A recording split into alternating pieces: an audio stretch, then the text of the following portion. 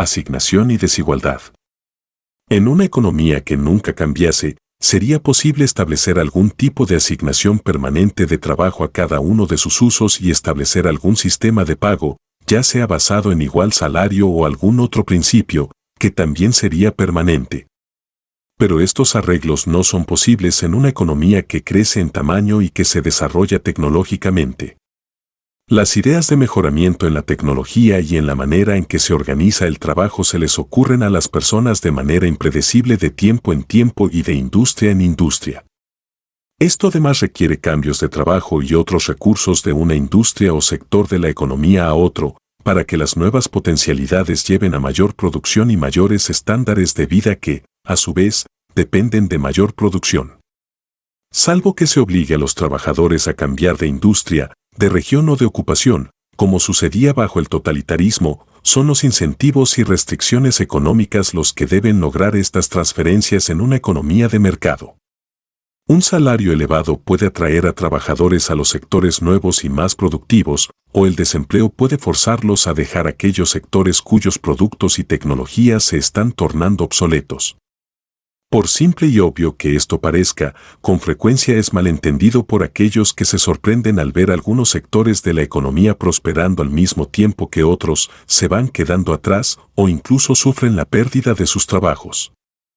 Con demasiada frecuencia se pierde de vista que estos hechos son todos parte del mismo proceso y no de casualidades desconectadas que son buenas para unos y malas para otros. Por ejemplo, en el siglo XIX, en Gran Bretaña muchos se lamentaban por el sufrimiento de los tejedores de telares a mano, que iban siendo reemplazados por cada vez más máquinas que producían tejidos a un coste menor y que, por tanto, los hacían más asequibles para millones de personas. Hoy, en una era de abundancia, donde hay tanta ropa tan adecuada, que está tan ampliamente disponible para la mayoría de las personas en las sociedades industriales modernas, se da su existencia por descontado y la gente solo se preocupa por aspectos de estilo o marca.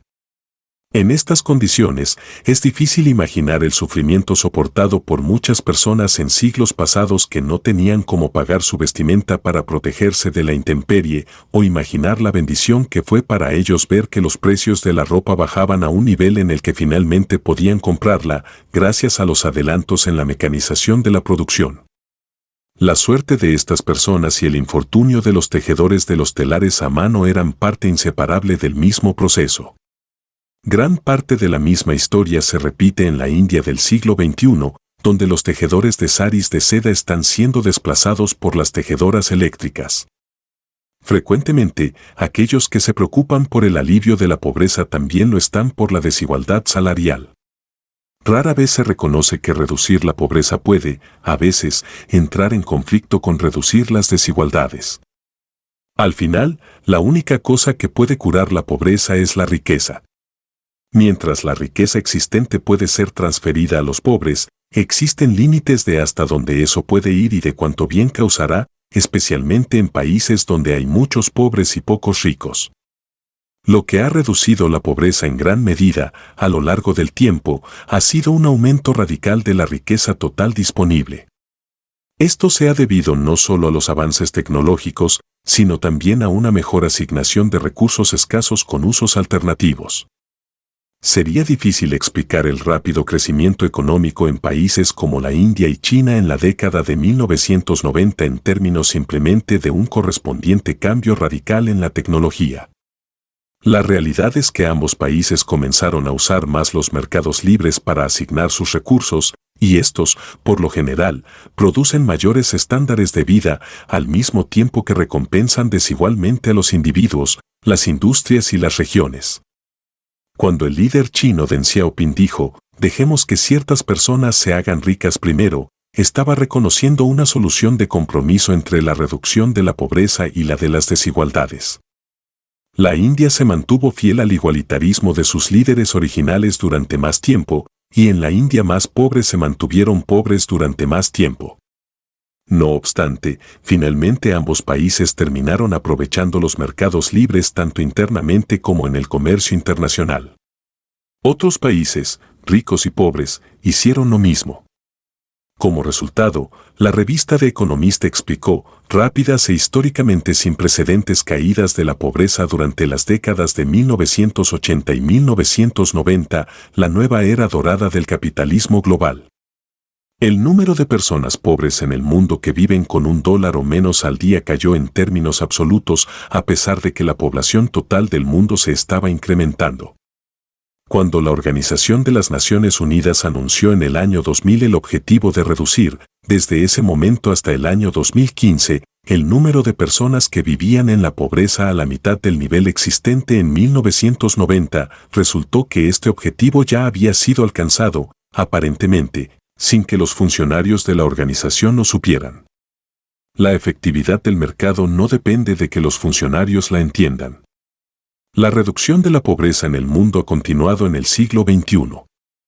Según cifras del Banco Mundial, el porcentaje de la población mundial que vive en la extrema pobreza cayó del 42% en 1990 al 25% en 2005. China es uno de los pocos países con más desigualdad económica que Estados Unidos, mientras que la India tiene menor desigualdad que ambos. Sin embargo, esto no significa que los pobres en China estén peor que los pobres en la India. Como subrayó la revista The Economist.